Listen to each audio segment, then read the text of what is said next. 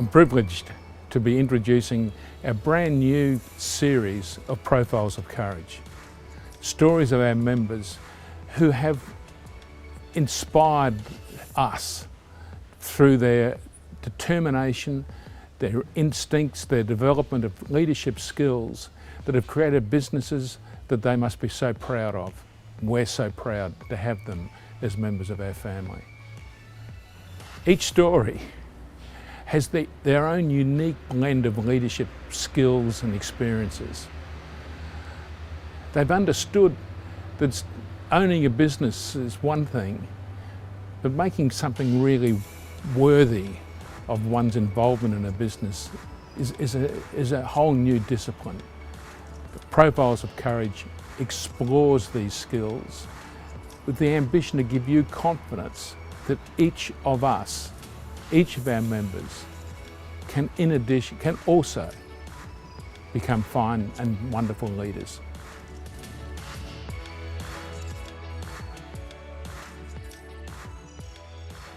For me, it was a credit squeeze in 1975. So I can go back to that, where I was a junior guy and about 19 or 20, and I was working with someone else with a valuer at the time. I ended up wallpapering the office instead of doing valuations. So just to keep a job. And then I ended up in mainstream real estate after going through the telephone book, literally, to find a job in real estate. But there was that. Then we went stock market crashes, IT crash, property recessions, couple of those, I think. I don't know how many I can count on one hand, but there was a few, because the highs were less than the lows, definitely. So the experience around going through lows is quite extensive, and we've had a lot of train wrecks on the way, but we've learnt from them. When we had the 18% interest rates, I mean, that, just picture trying to make sales when people are borrowing money at 18%. And that went for quite some time. And the pilot strike in the mix, we were as green as you could get. We'd never been through anything like it. We were new here on the Gold Coast, and it was just terrifying. We just didn't know what was going to be next. And we didn't have any great resources, and we didn't have people that we knew well that we could rely on, and so on. So that was terrifying. Very high portion of investors that whenever there's a bit of a turmoil in the financial markets, the first thing they think of is get rid of that damn thing on the Gold Coast. So we get these flood of sellers who want to sell, and it pulls prices down. And so, yeah, that was a long period of time. And we've still got properties today on the Gold Coast that cannot sell for the same price that they sold or they purchased for in 2007. For those that don't know, September 4, 2010 was our first magnitude 7.1 that shook Canterbury, and Kaiapoi, which I was managing a sales team at the time, and the local town of Kaiapoi was devastated. So, and then parts of the eastern suburbs of Christchurch were affected as well, but not the whole of Canterbury. So that was actually a few months prior to the February one. So for me, that was definitely the event that kind of captured my management and leadership career. Once the major quake that hit the city happened, it was cordoned, the CBD was cordoned off, and it was obviously that we just weren't going to transact for a period of time, and we didn't know how long. So that's when we had to sit down and look at our restructuring, how we could handle a business. At that point in time, I had 120 staff spread across 8 offices, and to then formulate this plan, how we survive, how we create a lifeboat that will get us through, and it was a bit of a journey. We didn't know for how long. So I had some that had lost homes in that Kaiapoi earthquake, so their actual home, I went around and they were actually completely broken. So we had team members that were all affected differently, and again the same with February. So for me, it was all about just making sure that team was kept together and not necessarily dispersed out. It meant that there was no question around whether we were going to survive or not. So I always led with, we will get through this, and understood that won't ever be the same again, but understood that there will be a business at some point somewhere along the line. But again, you know, as we pulled out of it, we didn't know how long it was. You know, a piece of string when you're sort of standing in the main street with liquefaction up to your knees, you know, it's pretty full on.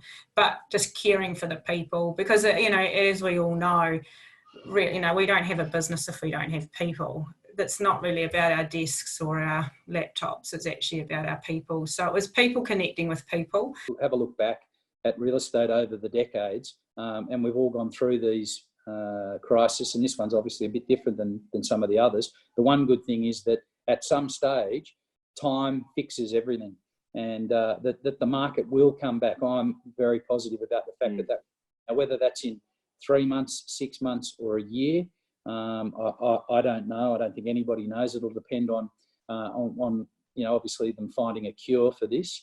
But the one thing that I do know is hang on to your hat, because when they do find the cure and everyone's been bundled up for 3, 6 months or whatever, when we come out the other end, everyone's going to be so euphoric.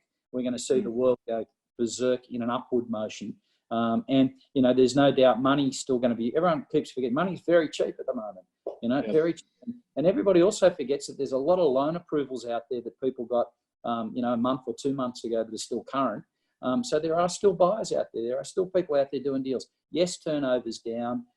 Yes, it's going to be a battle. But, you know, I think as industries go, we're pretty fortunate. I think it's an easy job to explain to people that we are indeed an essential service. We are. This is, you can't decide not to live somewhere. You need somewhere to live. And so there's always a need for us. You can defer buying a car or certainly going for holidays and all the other, but you've got to live somewhere. So we'll never be in a position where there's not a need for us. What will change is the volume of business, the way we conduct business, and so on. So there's some comfort in that. We were amplifying everything we'd done in the past. We had to ramp up. We had to, well, ramp up the income, and as Craig and I were saying, cut the costs, but ramp up everything we did with the staff. If we were sensitive to them before, we had to be 4 times that, you know, during these crises. In other words, my phone calls to each of the people every single day, 3 times, 4 times, 5 times a day, was ramped up. So it was multiple touch points. And I think being caring and understanding and putting your feelings aside was the part that really, I think that really helped us get through. On top of that, we continue to always to remind us of, after the first few incidences that we had in terms of market corrections, was to keep our head. I can remember clearly in part of the recession, and I'll be very honest and open about it, lying in bed and curling up in a fetal position, not wanting to get out of bed, and having to psych myself out to put my first leg out and go for a really hard walk in the morning and get back into a, you know, really big routine and make sure that we followed through. And then the other big thing is that we had you guys, and a big piece for me in why we actually, besides the White family being fantastic, I mean, we've got a great relationship, we've had our moments, but we really always had healthy discussion and healthy debate. But the thing for me was that grouping together with the other people in the organisation and hearing that they had the same problems as we did, right, and being able to bounce off other people really helped a lot. Honesty is the big thing, and not have any fear yourself. You know, at the end of the day, the buck stops with you as the business owner. You're responsible for having this business here in 2, 3 or 4, 5 or 6 months' time. Not only for your family, but for their family. You know, all your strategic partners that rely on you, all the tradespeople. We've had some good sessions with our tradespeople. You know, we will be here. Don't worry about that. All you've got to think about is, what is your ultimate goal? Nothing really changes. Nothing's really changing in what we're doing every day. It's just that you've got to get better at it, and you've got to refine it and be more diligent about it and be more forceful about it on yourself, because the more you do, the better you get at it and the more energy you get. For me to get out of bed, I said, well, this is stupid. I'm not going to, there's no way I'm going to let the business go down, or I'm going to go down. You know, I was determined to make sure that that wasn't going to happen. Not everybody's got the answers. Nobody has, and where we are today, nobody has the exact answer. But I do think that if salespeople and principals if we can all just develop a routine and we stick by the routine, then that probably says, well, this is the path or the journey we're going to go together. Come with me on the journey. And there will be those that won't. There will be those that won't come because they don't necessarily, either they don't want to make the commitment or don't see the value. But for those that want structure, those that want direction, those that are really prepared to understand what makes you good in this business, then those guys will benefit if they come on the road trip with you. These times, it's all about leadership. It's all about staying as positive as you possibly can and having a plan, and making sure that you're communicating with your staff, that they're all feeling isolated at home or you don't want them to feel like Robinson Crusoe. So you need to put something in place to make sure that they feel like they're part of the team continually. You also have to watch your own energy levels and keep that on track as well. Those hard decisions, people can swallow them and take them more in that kind of crisis situation than actually go and share an office with someone when they've had an office for 10 years by themselves because they're number one salesperson. So they can go in and take all their gear out and do whatever and move in with one of their mates, and they actually just sort of got on and did it. So from a physical point of view, for me, it was just cutting that least cost off. Whatever I could control at that office level, I did, so that we could stay open. I did as well with Tony, retained all our team members. We had one reception, admin at the time, which was fine.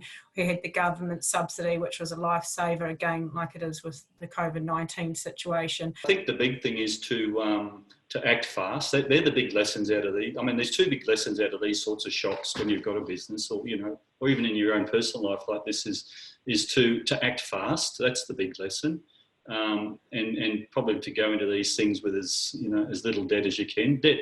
Let's face it, debt causes a bit of grief in these times, and we're seeing it. Even now, everyone's acting fast. Luckily, and I hope most people are, but the sales people are acting fast. The way they're bringing their transactions forward. The property managers, let's give a big shout out to all the property managers. They're doing a fantastic job at the moment. I was bringing a lot of principals around the country yesterday. Vacates, entries, tenants are moving in, applications, it's just staggering.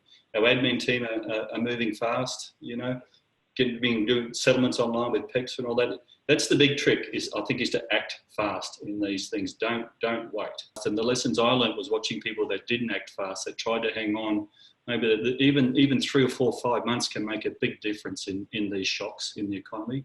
3 or 4 or 5 months of trying to hang on too long can stretch out for 2 or 3 years later on. You've got to try and ramp up your revenues and cut your costs. Cutting your costs, we used to meet 4:30 every Monday, and up until when Mike and I sold the business recently, we were still doing it with our CFO, in-house CFO. And we go through line item by line item, pain in the backside. But it was very necessary to make sure that the business was on good standing. And we got into a bit of a routine around that. So, we watched the costs, and then we make sure we had cash flows for when things were settling, what was happening in the rental market, what was happening with wage increases, what were our big tax bills, all of the bits and pieces that, we weren't good at. In the early days, but we got much better at it as a result of these crises. And we had our accountant teach us some of it. And as Mike said, a number of other business owners that had growing businesses in those days like we did, we used to share those ideas like we are now, which were quite important. You're at this point in time, there's not much use dwelling on what it could have been or what it might have been. Hey, this is the facts. What are our options? And you have to sort of think laterally as well. And quite often, you can't let pride or anything get in the road of these hard decisions you're going to have to make. You have to go back to basics, and that's all I did. We went to every day. I would walk into the office, or before I walked in, I would look in the mirror, put on my armour, literally a vision putting on my armour, going in there with a smile on my face. No one would have a clue that their things were going wrong. So it was always about the basics, but being caring about the people, really interested in what they were all about. And my sense around where they were, their headspace was really important. If I saw someone was down, I would ramp up my interest with them and take them under my wing, take them out to appraisal, or made sure that they would ring me in the afternoon and say, like, what have you done? What are the issues today? It was pretty easy if you put the time aside. I think the big piece is that no one can do it or wants to do it. They sort of go into their own shell and start worrying about their own stuff. I tended to block my stuff off and thought, well, the more pebbles I throw in the pond, the better the response is going to be from the people around me. And you're only, Frank Lowy used to say to me, because I was friendly with his son, he said, you're only as good as the people around you. So I took a piece out of that and I said, well, I'm going to support these people, the really good people, because I know they'll help me get through this. I see a leader's role as a person that can influence others to make a change. So I know that right now we have to win the hearts and minds of our team, and then we have to help the guys and girls change the way they currently operate. And so that's a major task within itself. But the thing that stood out most particularly in the last couple of weeks is the ability to calm people. There was, the week before last, there was a high degree of terror, fear, and I see that even in our broader community, and I've spent a bit of time, I've been writing some papers for our newspaper and so on, to try and give people a sense of calmness, that this is not the end of the earth, this is not an end of life as we know it, it's a period of time we're going through. And when people's livelihoods or their financial well-being is being affected, it does bring a lot of terror. And I understand right now there must be a nightmare for some people wondering how we're going to put food on the table, not just on our team, but of course throughout the community. So part of the role is to give some reassurance, to let people know that we've been through this and we will get through this. The leadership is really required. You've got to be come across, hey, there is light at the end of the tunnel, but we have to be nimble. We don't know what, when and how, but soon as we do, we'll implement, and you'll be part of that journey with us to around that plan, how we get through. I'm sure there are people out there assessing whether real estate presents the right long-term career for them. And I think if they have an understanding that this will come to an end and then everybody will benefit and prosper thereafter, then if they can get into the industry now, they can learn so much about the industry if they're new to it, or if they're old and been around, not old, not because I'm old, but if they can get their heads around it, then what they can do over the next little while is they can become very, very proficient at their skill set. What they've got to do is commit to some sort of training and some sort of education, and that will also help them. In my conversations, individual conversations with salespeople, I'm basically saying, hey, try and keep a structure about your day. You've got to keep balance in that and the exercise on that. Make the most of it around those conversations, phone call. We're this far into it, people are very receptive to that. That's going to be the key part to ignite your business when we come back on stream.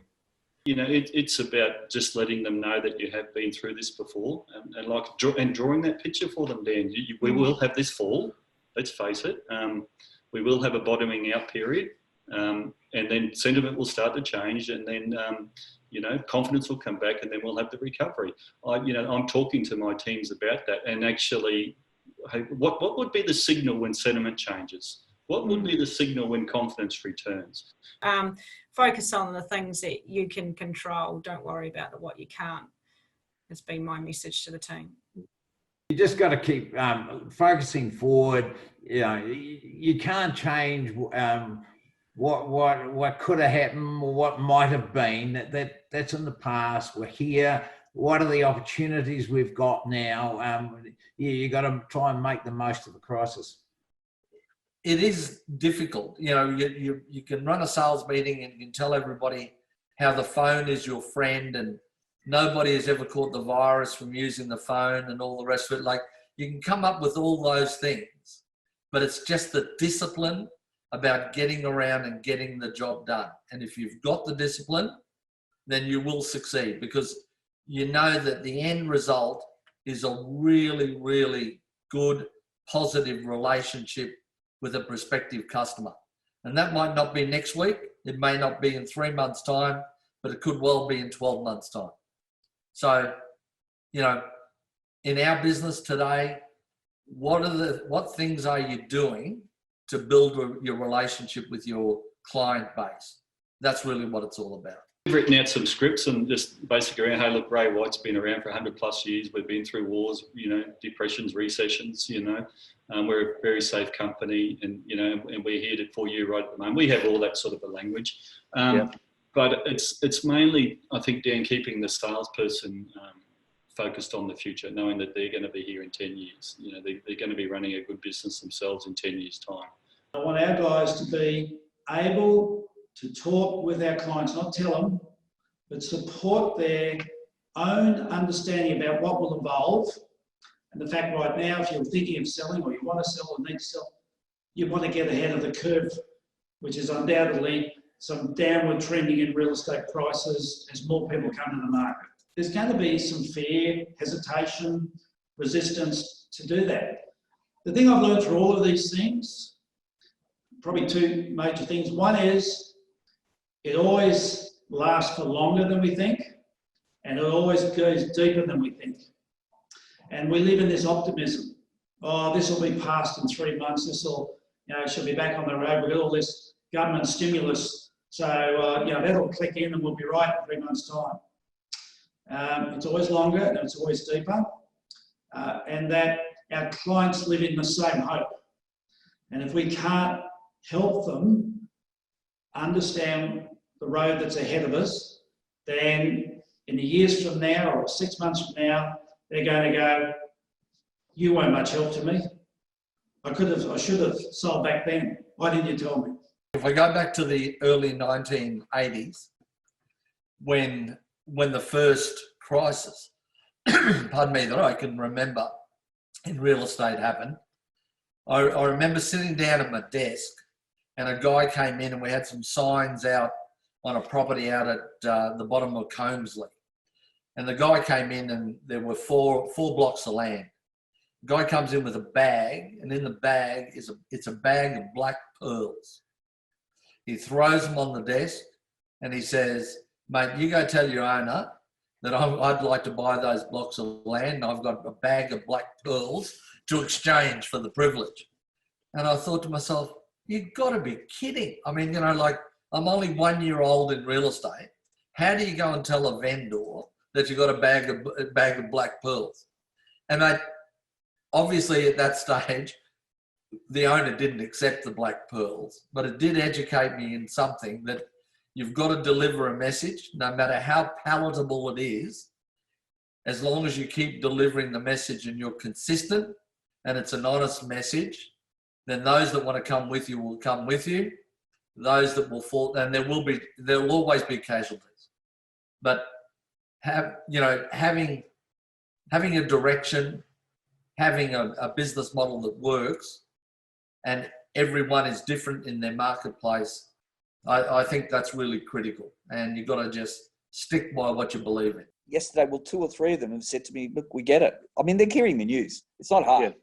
If you're one of those agents go, oh yeah, I'm going to get to 20% more and all that sort of nonsense, no one's going to believe you. We've got a definite pool of sellers at the moment that were going to come on the market anyway, and they're here now. They were probably going to come on the market the first bit of this year anyway, and we've got a definite pool of sellers that we're going to buy right now. That we're going to buy right now. We want to exhaust that pool of buyers now, because potentially, if we get into the third quarter of this year, we could be dealing with sellers that really do need to sell, and we could be dealing with some buyers at the same time that are just in for a bit of a, the best buy they can get. So right now is the best time to is to transact. What I say is that most sellers, when they need to sell, want to get it sold now, as quick as they can. And the auction is still, to me, you watch days on market change between private treaty and auctions now. This is the quickest way to get your property sold. We need to get it promoted. We need to make sure all prospective purchasers know that you've chosen this method because you're a genuine seller. You're not someone testing the market. And we need to send out a message clearly if you're going to sell on auction day. We'll get it sold for you. This is not about saying, oh, auction's the means to get to the highest price and so on. That might happen. Yep. This is a means to get your property sold, to put you ahead of all of the other properties that will flounder in the market for quite some period of time as they struggle and come to terms with price. We built this business in Surfers Paradise in the early 1990s when those 18% interest rates and the whole strike happened and we had flood of people needing to sell. And a lot of it ended up as mortgagee work, and we won the mortgagee work, and we got the reputation as a company got things sold. Our profile grew enormously through all the marketing, and it was a point of difference between us and everybody else. Have those real conversations with vendors and try and cut to the chase and find out, why are they selling? Are they upgrading? And it's a great time to be taking advantage of all of that in the event you believe the market's going to change. And, Yep. who knows what's going to happen? As I said, tomorrow, next week, there's one thing I know 100% is that really I know nothing at the moment about what could happen and what could change and what we'll be doing next week.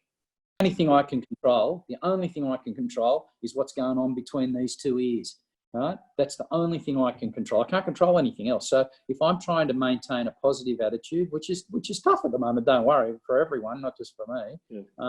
And I've got a plan, I've got a written down plan of action as to what I'm doing, then that'll keep me on track.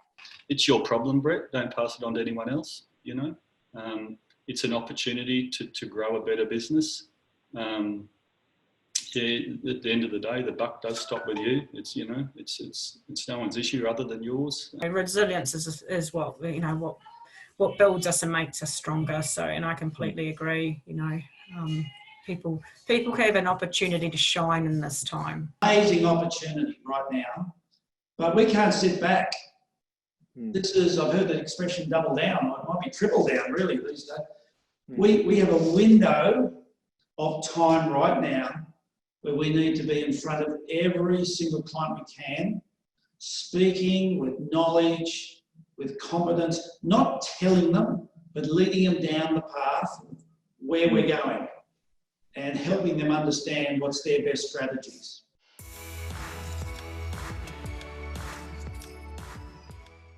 I was talking to Brian probably 2 or 3 weeks ago, Brian. I was down at my mum's house down the Gold Coast, and Brian said to me that, he said it on the video the other day, geez, Brett, if it wasn't for these sorts of things, Raywell would have 35 offices in the south of Queensland. We wouldn't be anywhere. And that is so true. That's so true. It's going to be tough for a lot of our competitors. They simply won't get through this. The whole idea here is growth and market share. I look at the way this absolute, the brutality of the Ray White network to get these on-site auctions into these virtual digital rooms in a week and a half. Can you believe that? Just that thing about not letting go of the auction culture. The opportunities for, all these hangouts and communicating with people, in different ways. Oh yeah. But for me, it's about the opportunity to build a lot solider business and grow market share. There's definitely opportunities, especially if you've set yourself up as a leader in the community. I mean, I get calls from other agents saying to me, what's the secret between how did you grow a young team, right? They continually come and ask me. And I said, it's really easy. I'm not scared to tell them. And this is where the opportunity comes. I say to them, Monday morning at 7:30, I'm having breakfast with them. 8:30, we've got a sales meeting. And then the rest of the day I'm available for them. And I'm listing and selling as well. Tuesday morning, training. At 7:30, breakfast with them. 8:30, we have a training session. And that goes on every day. It's all about leadership. If you can show leadership within your business and within the industry about what's going on, then you're going to be a lot stronger and people will gravitate to you. People will want to come to you if you're well capitalised and, you're showing them a path to get out of the mess, so to speak, than anyone else is. One of the real eye-openers for me was when the listings started to come in, they were all referrals. Over 90% of them came from people who they knew and trusted, and that's why we've embraced the Mecca model so much. After that, it is around that. The same thing will happen around this. People are looking for people that they know, they trust.